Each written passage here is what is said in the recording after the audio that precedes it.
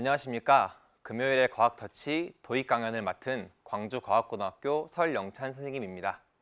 선생님과 함께 빛과 세계에 관련된 재미있는 이야기를 해보도록 하겠습니다. 먼저 물체를 보는 원리에 대해서 이야기해 보도록 하겠습니다. 우리는 관찰에 대해서 다양한 생각을 해왔습니다.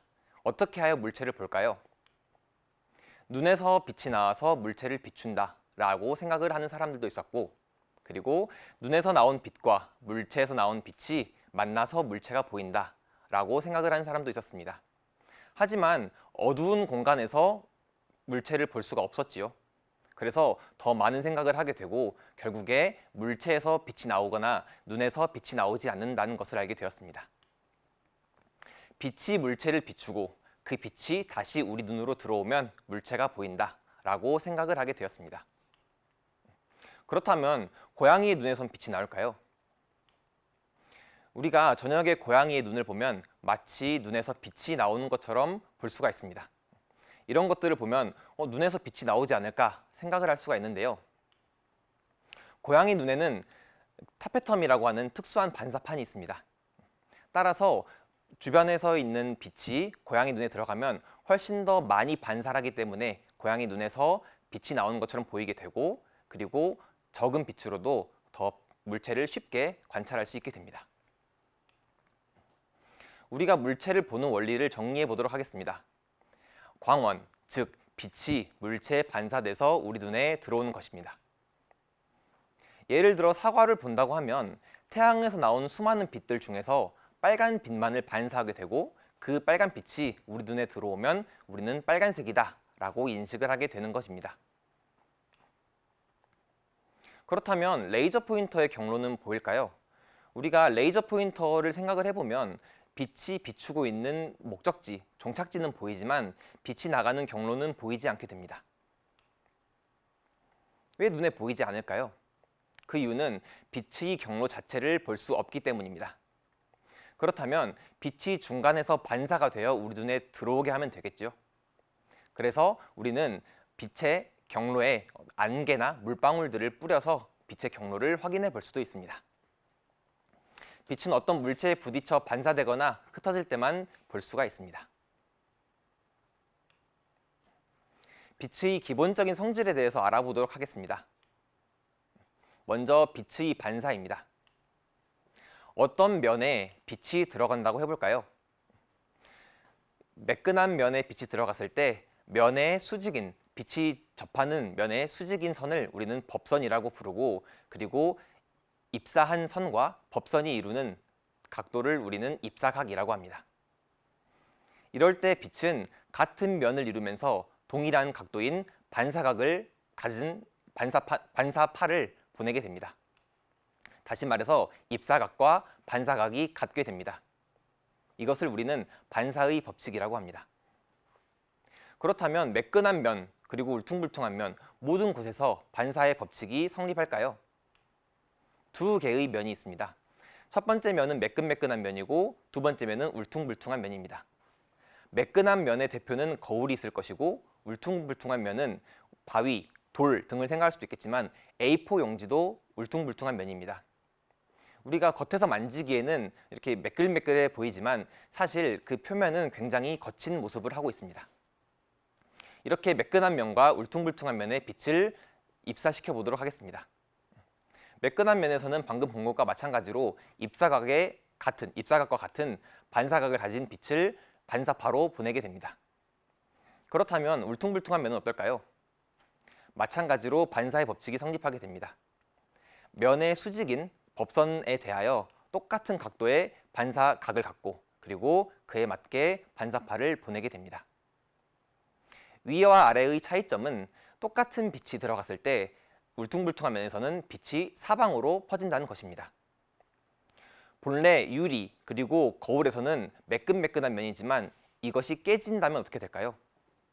깨진 면은 울퉁불퉁해지기 때문에 사방에서 들어온 빛이 여러 군데로 퍼지게 되고 결국엔 흰색으로 보이게 됩니다. 그래서 우리는 깨진 거울이나 유리를 하얗게 볼 수가 있습니다. 이번엔 굴절에 대해서 알아보도록 하겠습니다. 똑같이 어떤 면에 빛이 들어온다고 해볼까요? 그러면 그 면의 수직인 법선과 이 입사각을 이루게 되고 똑같은 각도의 반사각으로 빛이 나가게 될 것입니다. 하지만 빛이 통과할 수 있는 공기, 물의 상황이라고 생각을 해볼까요? 그러면 반사되는 빛도 있지만 굴절되어 꺾이는 빛도 있게 됩니다. 그것을 우리는 굴절각을 이루는 굴절파라고 부릅니다. 굴절의 특징은 입사각과 똑같지 않고 서로의 성질에 의해서 더 커질 수도 있고 더 작아질 수도 있습니다. 이러한 굴절의 특징 때문에 우리는 물 속에 있는 어떤 물체들을 바라볼 때 꺾여 있는 그리고 보통의 모습과 다른 모습을 관찰해 볼 수가 있습니다.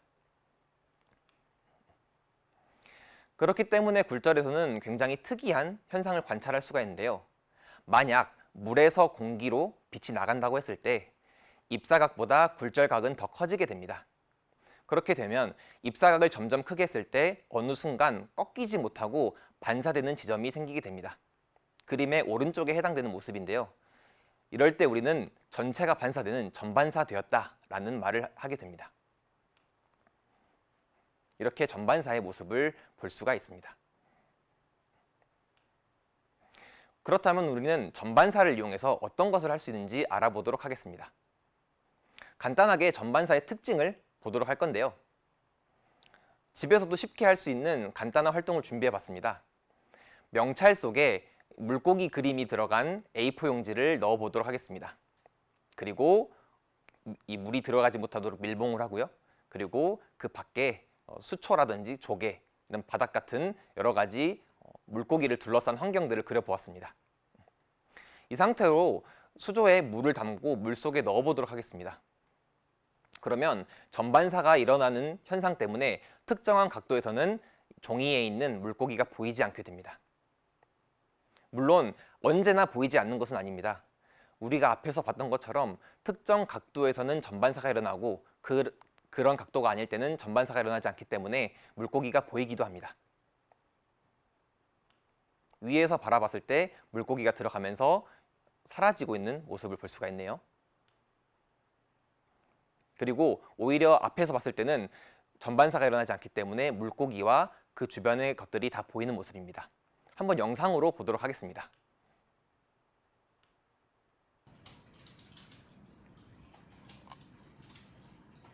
물에 들어가면서 물고기가 사라지는 모습을 볼 수가 있습니다. 전반사를 이용하면 재미있는 현상도 관찰할 수 있지만 우리 생활에 굉장히 유용한 것들을 할 수도 있습니다. 다음 그림은 유리 막대 속에 레이저 빛을 가두는 모습입니다. 레이저 빛이 공기 중으로 나가지 못하고 유리 막대 안에서 전반사되어 끝까지 이동하고 있는 모습입니다. 이것은 굴절률, 즉 매질의 종류에 따라서 특성이 다르기 때문인데요. 물줄기 안에서도 레이저를 갇히게 하면 아래쪽으로 경로를 바꿀 수가 있습니다.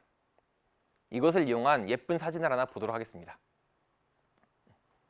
이것은 물속에 아무것도 들어있지 않았지만 물줄기를 타고 레이저 빛이 경로를 바꿔가면서 물 안에서 이동하고 있는 것을 나타내는 그림입니다. 이런 특징을 이용해서 한번 빛으로 소리를 보내보도록 하겠습니다. 그 주인공은 바로 광섬유입니다. 광섬유는 쉽게 말하면 우리가 방금 본 물줄기를 고체로 만든 것이라고 생각하면 됩니다. 어떤 빛이 출발을 할 때 광섬유 안에서는 밖으로 쉽게 나가지 못하고 반대편까지 이동을 하게 됩니다. 그렇다면 우리는 소리 정보를 빛으로 바꿔서 반대편으로 넘겨가도록 하겠습니다. 이것은 스피커인데요.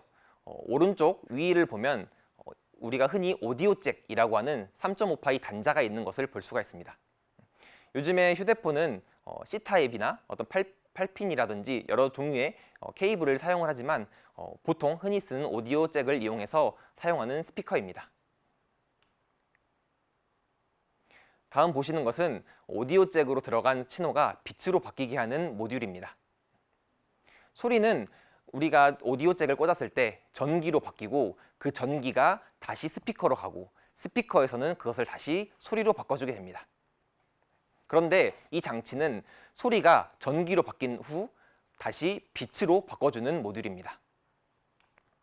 끝에는 이렇게 레이저로도 나올 수가 있고 그리고 LED로도 나올 수 있게 처리를 하였습니다. 반대편에서 그 빛을 받아주어야겠죠. 다음 보시는 것은 태양전지판입니다. 태양전지는 빛이 들어오면 그 빛에 해당하는 전기를 생산하는 모듈입니다. 태양전지 끝에 오디오 잭이 붙어 있죠. 이것을 스피커와 연결할 것입니다. 그렇다면 태양전지가 받은 어떤 빛에 해당하는 진동수를 스피커는 재생을 하게 될 것입니다. 그 중간에 빛을 관통시켜주는 광섬유를 활용해 보도록 하겠습니다. 실험 장치가 세팅이 완료된 모습입니다. 첫 번째는 왼쪽에 보시면 스마트폰에서 이 소리를 발생을 시켰을 때 전기를 타고 빛으로 나갈 수 있게 준비한 모습이고, 그 오른쪽에는 빛을 태양전지로 받았을 때 그것을 스피커로 보내는 것입니다. 이렇게 소리가 전기로 바뀌어서 그리고 다시 빛으로 바뀌어서 빛이 나오는 모습이죠. 실제로 보면 빛이 미세하게 파르르 떨리면서 세기가 달라지는 것을 볼 수 있습니다. 그것이 노래의 진동수에 맞춰서 빛이 그 진동수를 갖기 때문에 밝기가 변화되는 그런 모습입니다. 이렇게 레이저 빛을 태양전지에 비칠 수도 있고, 그리고 이 LED 광원 자체를 비칠 수도 있습니다. 선생님과 영상을 같이 봐볼 건데요. 레이저 그리고 LED에 소리의 신호를 담아서 태양전지로 소리를 넘겨서 그 태양전지에 받은 소리를 스피커로 재생하는 영상을 봐보도록 하겠습니다.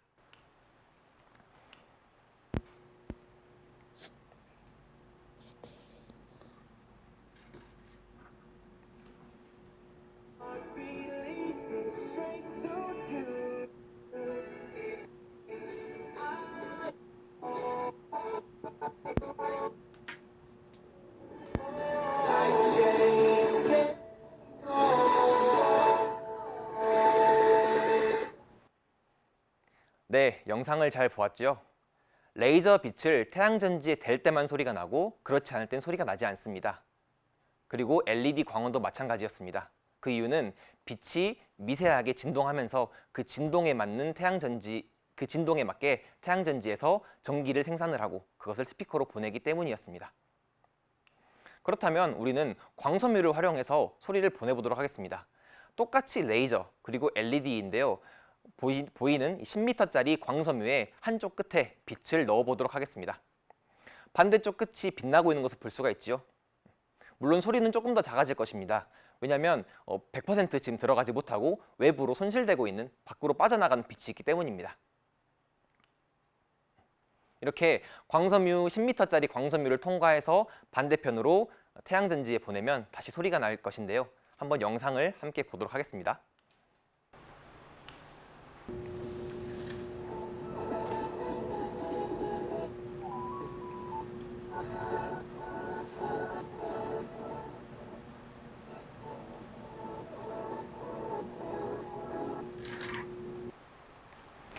네, 영상을 잘 보았나요?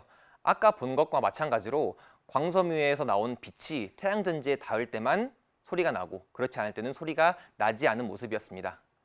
그렇다면 이것을 우리는 어떻게 활용할 수 있을까요? 해저 케이블에 대해서 알아보도록 하겠습니다. 우리는 미국에 있는 친구들에게 간단한 인사 그리고 메신저 또는 SNS를 할 수가 있습니다. 그렇다면 우리는 인터넷망이라고 부르는 이런 서비스들을 활용하고 있는데 어떻게 이것이 가능한 것일까요? 휴대폰이 무선으로 통신을 할 수 있기 때문에 미국까지 갈 수 있을 것이다 라고 생각을 할 수 있는데요. 우리가 산 정상에 올라갔을 때 오히려 통신이 되지 않는 것을 볼 수가 있습니다. 다시 말해서 우리는 한국에서 미국까지 무선으로 통신을 하는 것이 아닙니다. 가까운 기지국까지 무선으로 통신을 하고 기지국에서는 방금 봤던 것처럼 광섬유를 통해서 미국에 직접 신호를 보내고 있습니다. 전 세계는 해저 케이블이라는 광섬유 케이블을 통해서 인터넷망이 연결이 되어 있습니다. 아직까지 우리가 무선이라고 하는 것은 아주 가까운 무선 통신이고, 지금부터 알아볼 해저 케이블을 통해서 지구가 연결된 것을 보도록 하겠습니다. 방금 봤었던 광섬유에 여러 가지 신호를 담아서 미국까지도 보낼 수가 있습니다. 그것을 활용한 것이 해저 케이블인데요. 그림에서 보는 것처럼 가느다란 광섬유를 지키기 위하여 철심부터 여러 가지 피복, 방수를 위한 피복 등 여러 가지 외부 환경을 볼 수가 있습니다. 이것은 바다 아래쪽에 있기 때문에 방수가 돼야 되며, 그리고 상어나 고래 등 다른 동물들로부터 또 보호하기 위해서 여러 가지 피복층이 필요하게 되는 것입니다. 복잡하게 이루어져 있고 두껍게 되어 있지만 실제로 통신에 쓰이는 광섬유는 안쪽에 작게 위치하고 있습니다. 하지만 우리가 이전에 쓰던 구리선보다 훨씬 더 많은 정보를 전송할 수가 있습니다. 그림에서 보는 것처럼 해저 케이블은 실제로 바다를 가로질러 한국에서 일본, 미국, 중국, 유럽까지 이어져 있습니다. 그렇기 때문에 일본에서 지진이 일어났을 때 미국까지 통신이 일시로 중단되는 그런 사고도 일어나기도 합니다.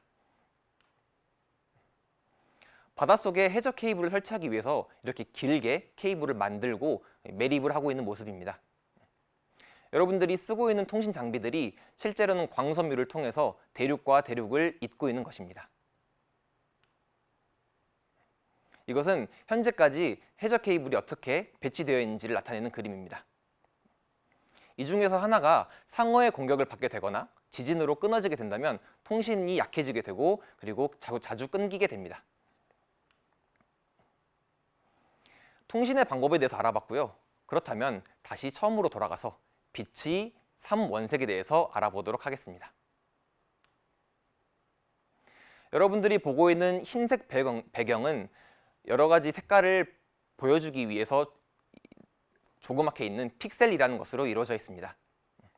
노란색을 보고 싶으면 노란색을 쏘고, 보라색을 보고 싶으면 보라색을 쏘고, 이렇게 생각할 수 있지만 사실은 이 픽셀은 RGB라고 불리는 빨강, 초록, 파랑의 세 가지 원소의 조그마한 LED로 이루어져 있습니다. 이것을 관찰해 보기 위해서 선생님이 스마트폰에 연결할 수 있는 작은 현미경을 달아서 픽셀을 관찰해 보았습니다. 이렇게 다양한 모니터에 RGB 색상을 띄워두고, 또는 스마트폰, 태블릿에 띄워두고 현미경으로 관찰해 보았는데요. 선생님이 가지고 있는 모니터에 픽셀을 관찰한 것을 함께 보도록 하겠습니다. 이렇게 가까이 되면 이렇게 RGB의 화소가 픽셀이라고 하는 조그만한 것들이 눈에 보이는 모습입니다. 왼쪽에 보이는 RGB를 실제로 틀어두고 100배짜리 현미경으로 관찰한 결과입니다. 실제로는 RGB로서 색상들을 만드는 것을 눈으로 관찰할 수가 있습니다. 조금 더 크게 봐볼까요? 이것은 레드, 즉 빨간색 LED만 켜져 있는 모습입니다. 그리고 초록색, 그리고 파란색입니다. 이 세 가지 색상만 가지고 여러분들이 모니터로 볼 수 있는 모든 색상, 그리고 여러분들이 스마트폰으로 보는 모든 색상을 다 나타낼 수가 있습니다. 물론 출력을 다르게 하고 밝기를 다르게 하는 등 여러 가지 방법을 쓰는 방법이 있겠죠. 노란색을 나타내기 위해서 빨간색 그리고 초록색을 불을 킨 모습입니다. 그리고 빨간색과 파란색을 켜면 마젠타라고 하는 자홍색이 나오는 모습입니다. 파란색과 초록색을 켜면 청록색의 색상을 표현할 수가 있습니다. 그리고 하얀색을 보면 RGB가 모두 켜져 있는 것을 볼 수가 있습니다. 왼쪽에 첫 번째로 보이는 것은 모니터, 그리고 다음으로 보이는 것은 스마트폰입니다. 똑같은 화면이지만 훨씬 더 촘촘하게 박혀 있는 것을 볼 수가 있죠. 똑같이 RGB로 색상을 구현해내지만 해상도가 훨씬 더 높습니다. 다음은 태블릿을 선생님이 확대해서 찍어본 모습입니다. 각각을 또 확대를 해보면 이렇게 각 디바이스의 용도에 따라서 다른 픽셀의 구성된 모습을 볼 수가 있는데요. 우리가 파란색을 잘 유심히 보면 맨 오른쪽에 있는 픽셀에서는 길쭉하게 나와 있는 모습입니다. 파란색은 에너지가 높고 쉽게 수명이 줄어들어 버리기 때문에 핸드폰을 많이 하는 경우 잔상처럼 어떤 얼룩이 남아있는 것을 볼 수가 있습니다. 그것은 파란색 LED 수명이 다해서 불이 잘 켜지지 않기 때문인데요. 그것을 우리는 버닌이라고 합니다. 그래서 파란색 LED의 수명을 늘리기 위하여 오히려 면적을 키우고 출력을 줄이는 등 다양하게 기술을 발전시키고 있습니다. 이렇듯 빛과 색으로 우리가 우리의 삶을 더 풍요롭게 할 수가 있었고요. 여러 가지 재미있는 성질에 대해서 알아보았습니다. 이상으로 빛과 색으로 보는 세상 도입 강연을 마치도록 하겠습니다. 감사합니다.